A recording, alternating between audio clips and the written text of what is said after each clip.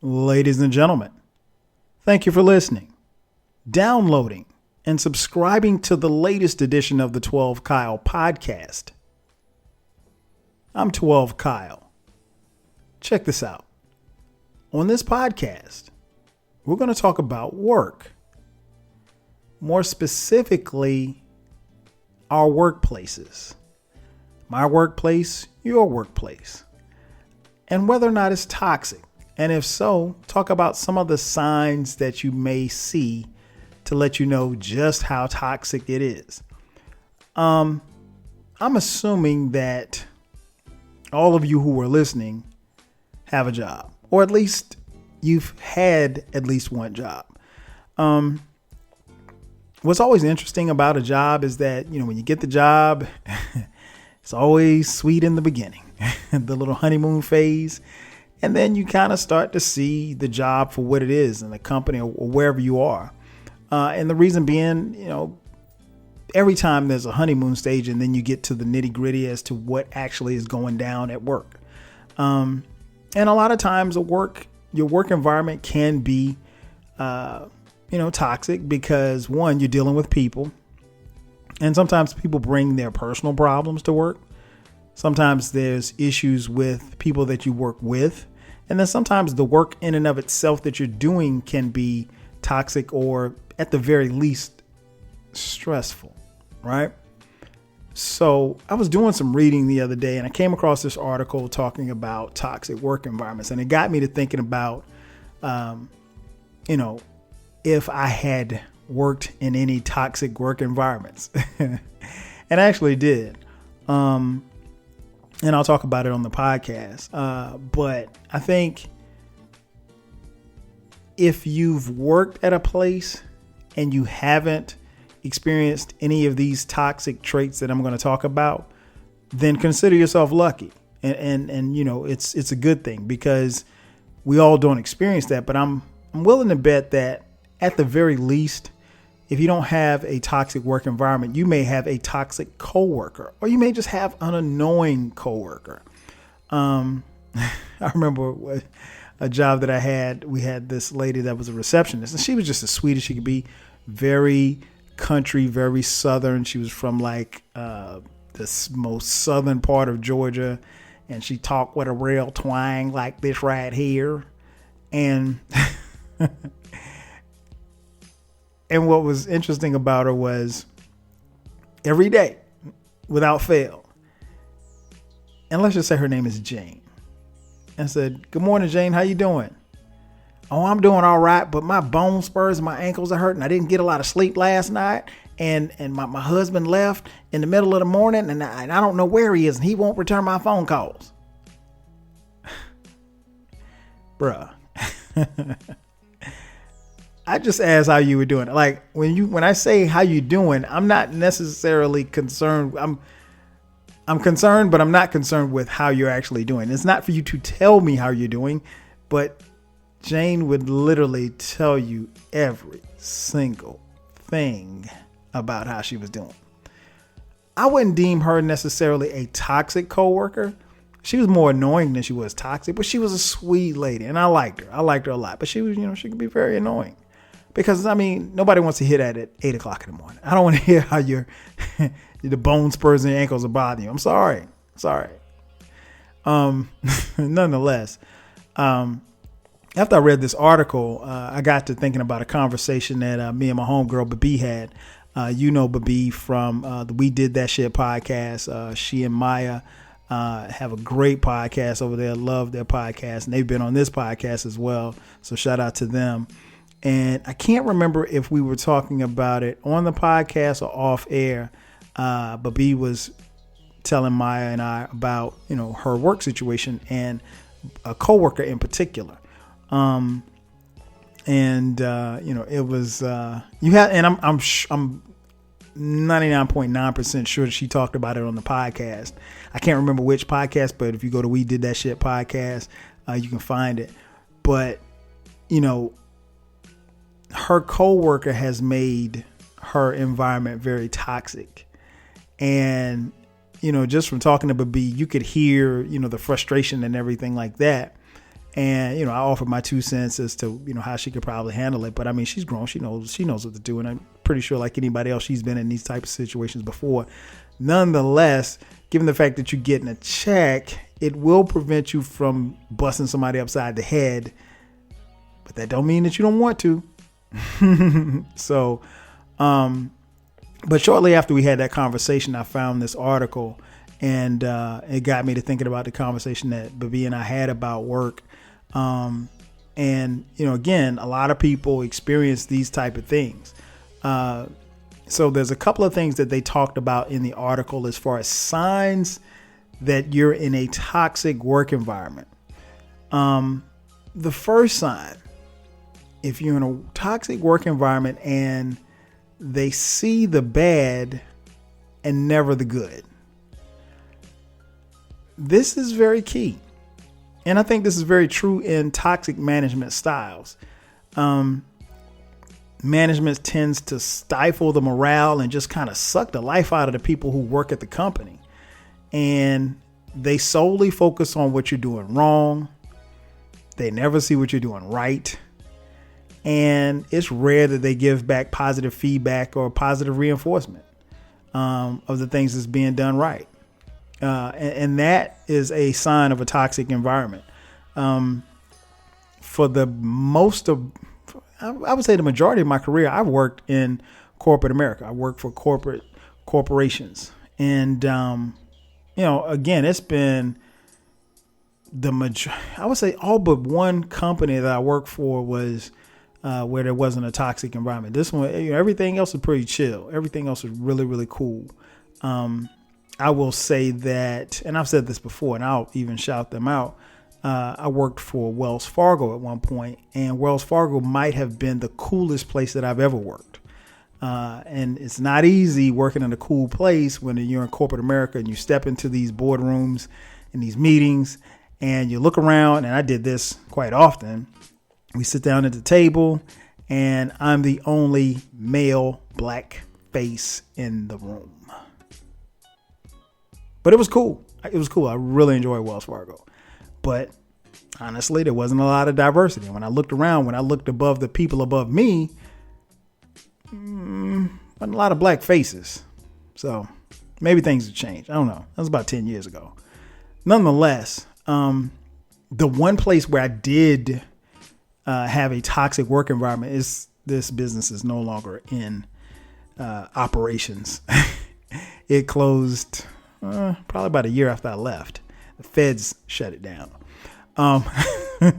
But my manager, oh my gosh, this lady, and I'm 100% sure she's not going to hear this podcast, but if she does, she knows who she is.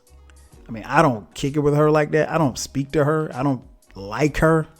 So she can kiss my ass. So if you're listening, kiss my ass.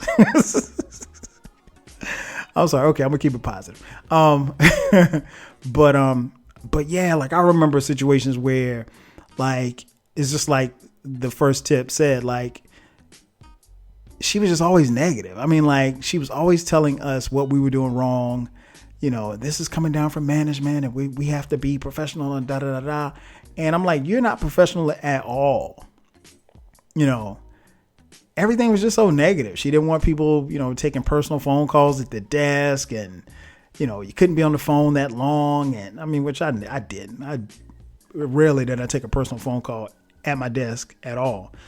But she was a piece of work. I remember one day specifically, I pulled up and she was in the parking lot, and I pulled up next to her, and she had her head back on her headrest in her car. Like she was, I didn't know if she was praying or whatever. I looked over at it and I kept it moving. Right.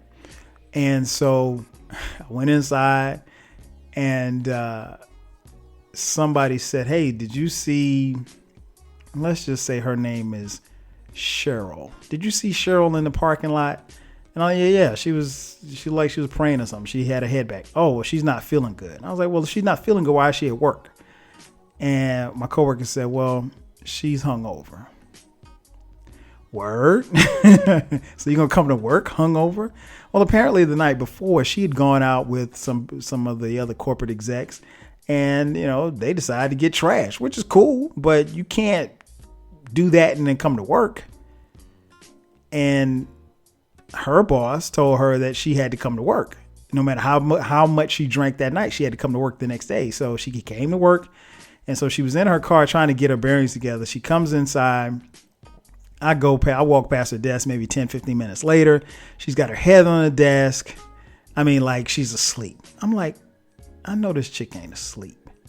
And at this point, I didn't have any type of relationship with her. I mean, she was my manager. But like for me, how I kind of carry myself at work, no matter where I've worked, is that I'm there for the check, right? Give me my check. Give me my respect.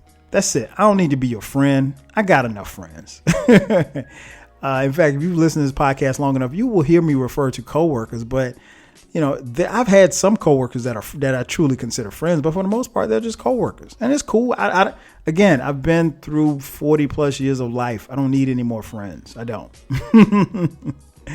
And I recognize that, for a lot of people, once we stop working wherever we're working, or if I leave that place or if they leave that place, we usually lose touch. I mean, I keep people's phone numbers and stuff, but we ain't friends.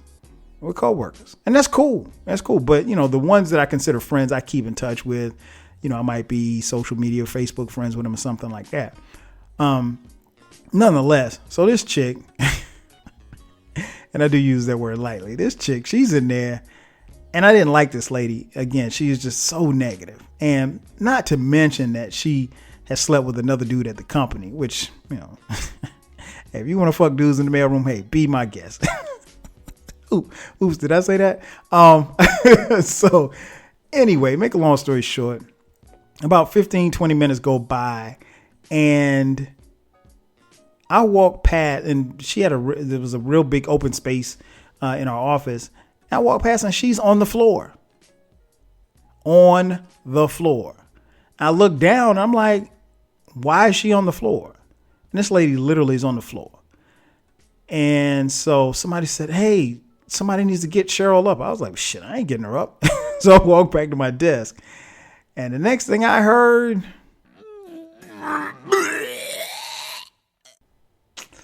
yep, she threw up all over the floor.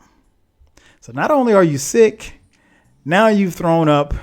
Now we got to look at this. Well, and I'm not looking at it because my desk wasn't near her desk. But nonetheless, I mean, that's the type of person that we were dealing with. And she was just so annoying and so negative that, like, I literally, it was so toxic to the point where when I would get emails, it would make your computer would make a sound, it'd be like a ding sound or what have you like that. And when that email would pop up and it would be her, I would just cringe. Like, and even if it was something, it could be the most smallest of minute things. I hated getting emails because, like, she would send me an email and her desk was like 10 feet away. Like, don't send me no damn email. Walk over and tell me what it is. Or better yet, she would call me. And oh my God, I hated that too. She would call me to ask me about something. I'm like, dude, why are you calling me? You could just, anyway. So here she is passed out on the floor. So I'm like, I'm not picking her up. I'm not touching her. And so everybody knew, like, I'm if you haven't figured this out by now, I'm a real cool, easy guy to get along with. I literally, and I can't really say this about a lot of people, but I hated her. And I know you're not supposed to hate, but I hated this lady. And I use the word lady very lightly because she is far from a lady. Nonetheless, it was just toxic, man. She was really, really awful person. And I remember when I got a chance to leave the company, I was happy. I was so happy. I was so happy when I left because I left on my own terms. What happened was, long story short, the company they offered a buyout to people who had been there for a while or what have you like that. So I had a little money, little parachute, if you will. It wasn't much, but it was a nice little parachute. It wasn't, wasn't millions or anything like that, but I had a nice little parachute to leave. And they were offering it because what they were trying to do, they were trying to get people to leave because eventually they were going to start laying people off, right? So I saw that coming. I was like, this, and we had gotten to the point where so many rules were being broken, so many laws were being broken. And at that particular time, the mortgage industry in which I work, it was the wild, wild west, right? I mean, if you had a pulse, you could get a loan. But nonetheless, long story short, I left and the feds kicked in the door about a year later and shut the company down. She lost her job, whatever. Fast forward, like maybe about 5 years ago, maybe 7 years ago, I get a Facebook friend request from her. Man, when that thing popped up, Cheryl Morgan, let's just say her last name is Morgan. And I don't even use this word a lot. In fact, I don't use it at all. But when it popped up, I said, bitch, please. And I don't even use the word bitch. Like I use it for dudes because there are bitches. There are dudes who are bitches. But that's another story for another day. But yeah, I was like, bitch, please. I've been a Facebook friend request. And then the district manager, who was her manager, she sent me a Facebook friend request. And I didn't like her either. I was like, bitch, please, her too. Nonetheless, I'm off on a tangent. But yeah, that was a toxic environment. If you're at a place where they see the bad and never the good, that's a sign. That's one of the surefire signs that you are in a toxic workplace environment. Point 2, if your work-life balance is fiction, I mean, just total nonsense, companies will have you believe that, there should be a balance between your work life and, just life in general.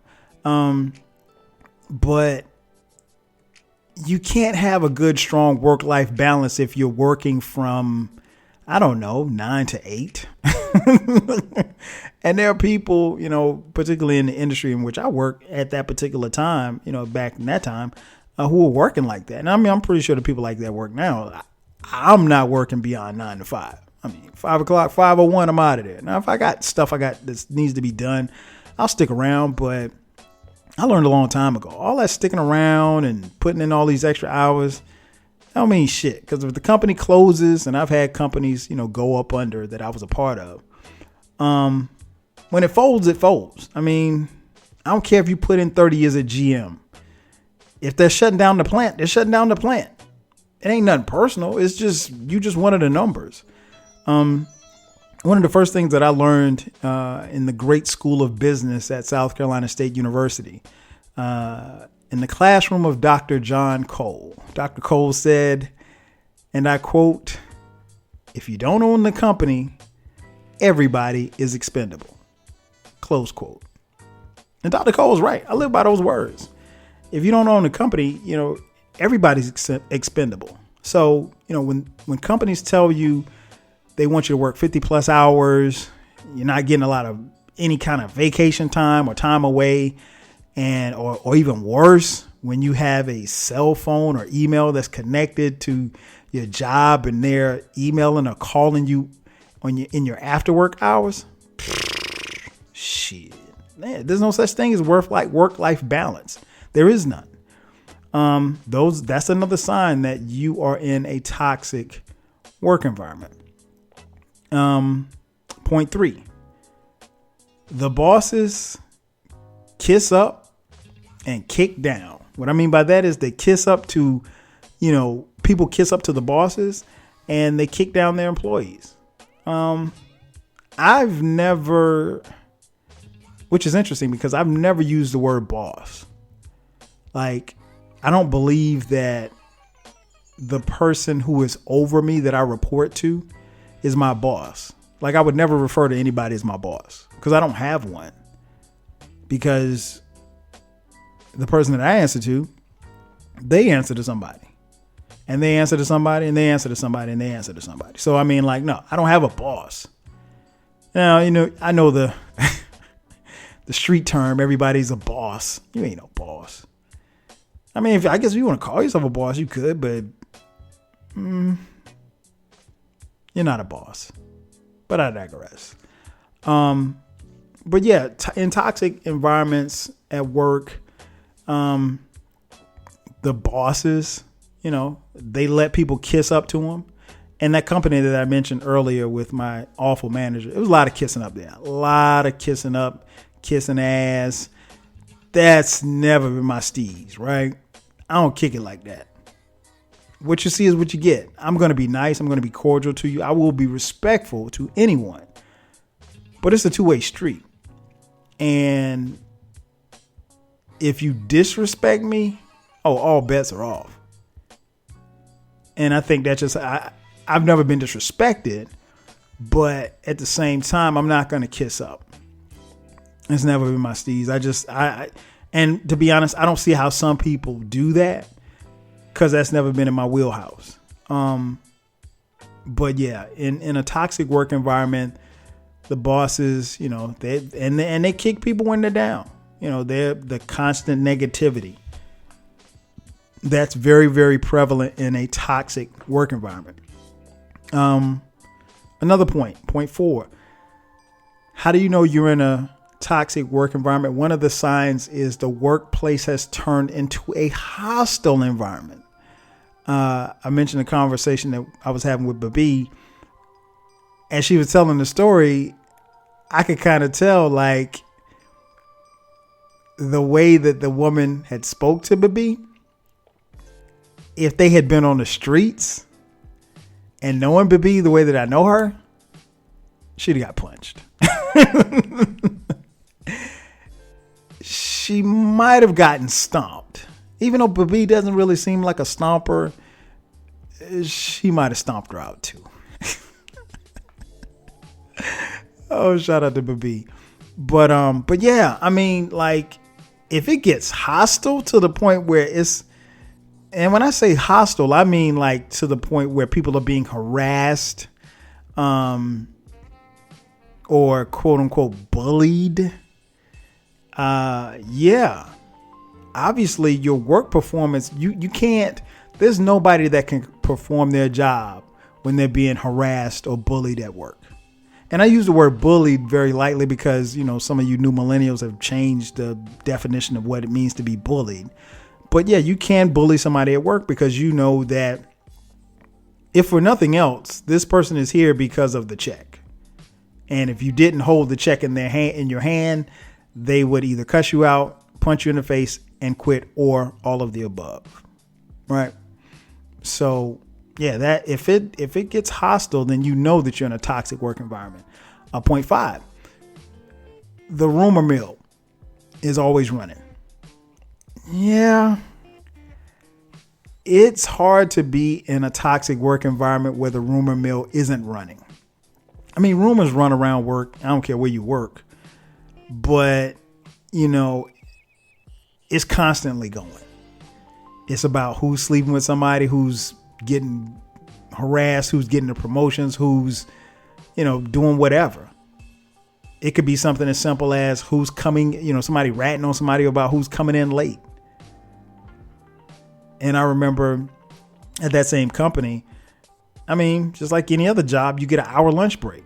So, yeah, I mean, honestly, were there days where I took a little bit longer than an hour? Sure. Were there days where on Friday I would go, me and my coworkers, we would go and we take a lunch and we have a liquid lunch? Sure. But it was counting. But I mean, if I take an hour and a half lunch break, I don't expect my manager to say, hey, well, I came by looking for you at 1:30. I noticed that you left at 12. What took you so long? I don't expect that. Nah. Better get out of my face. Fortunately, it never happened to me, but I saw it happen to other people. But yeah, the rumors, people telling on each other. I mean, it's like it's elementary school. Who needs that? Another sign of a toxic workplace, if there's brutal internal competition. You know how it is. You get in a job, and if you've been there, and I've always said this in most interviews that I go in, nobody wants to sit in the same seat for 3, 5, 10 years. You want to see some type of, upward mobility and moving around, not just in pay, but in, job title and the whole nine. And so you're going to be competing for other positions with other people in your company. I get it. But in a toxic work environment, a lot of times management will pit one person versus the other person, and they'll have rumors going back and forth, and they'll, praise this one and put this one down. And it's just, and so you end up being in a situation where you're in competition with someone else for a position. And all of a sudden now you don't even like that person. It's not like they've done anything to you, but because the internal competition for these positions are so brutal and so festered in that toxic environment that you have become someone that you don't even know. And it's not cool.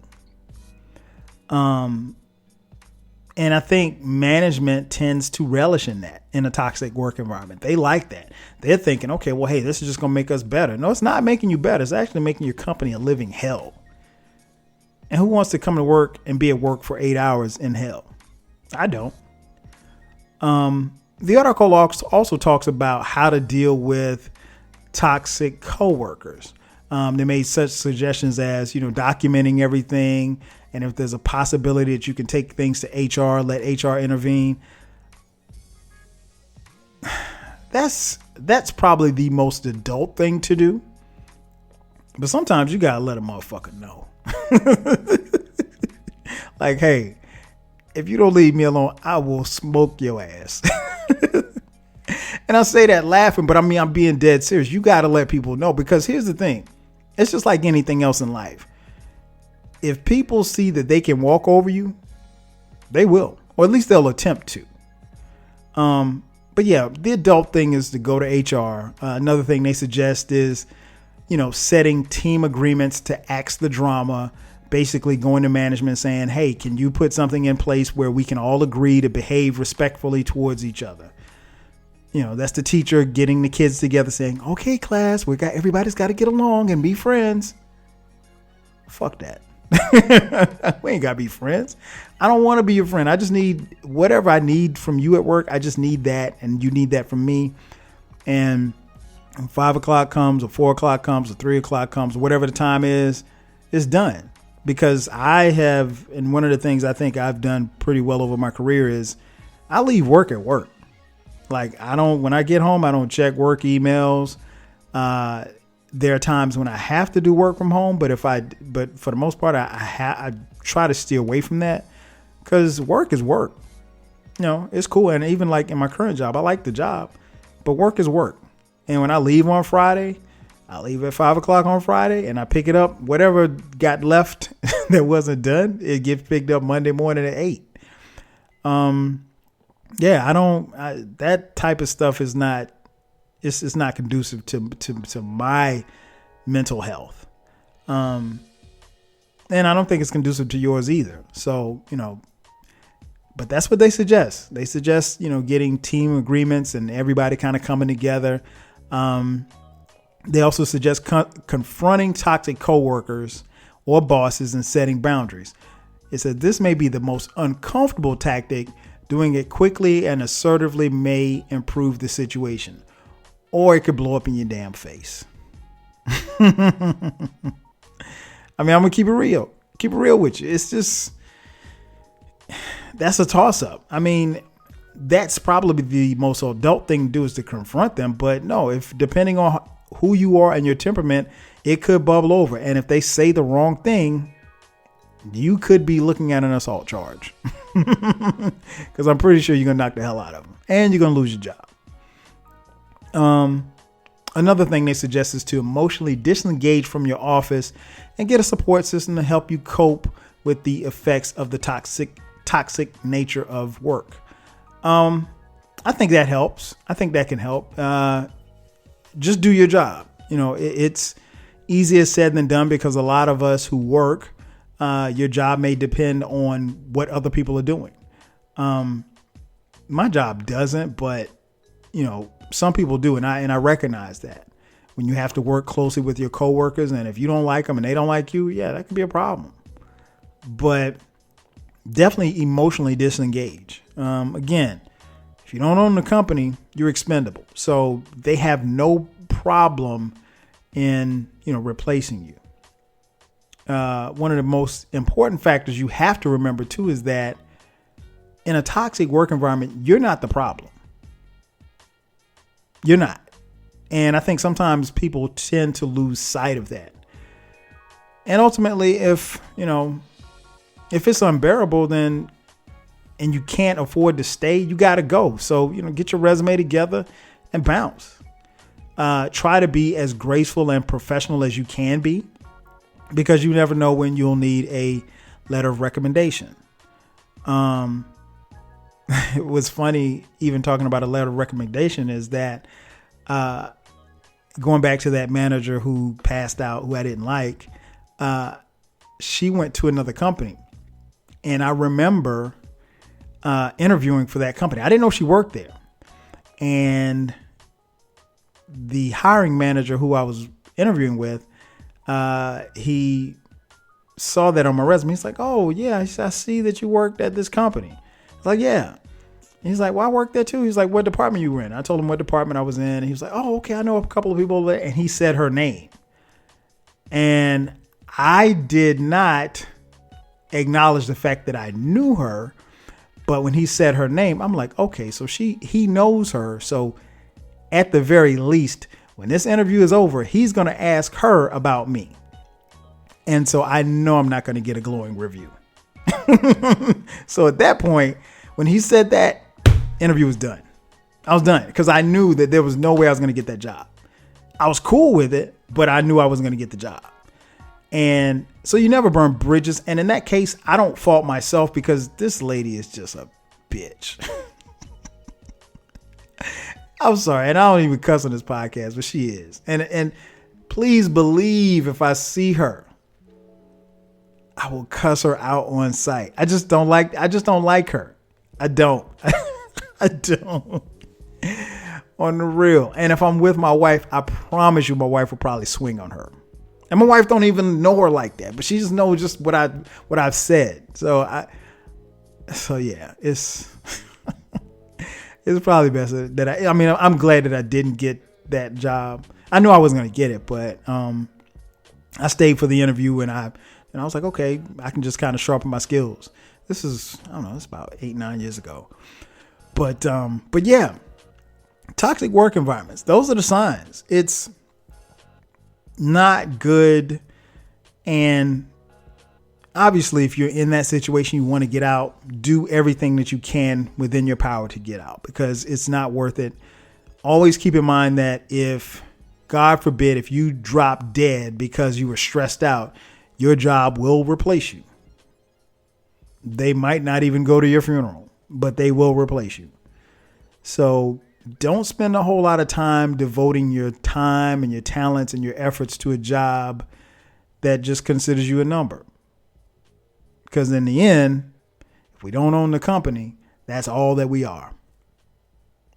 Thanks again for checking out the latest edition of the 12 Kyle podcast. I'm your boy 12 Kyle. I'll catch you guys next time. 5 G's.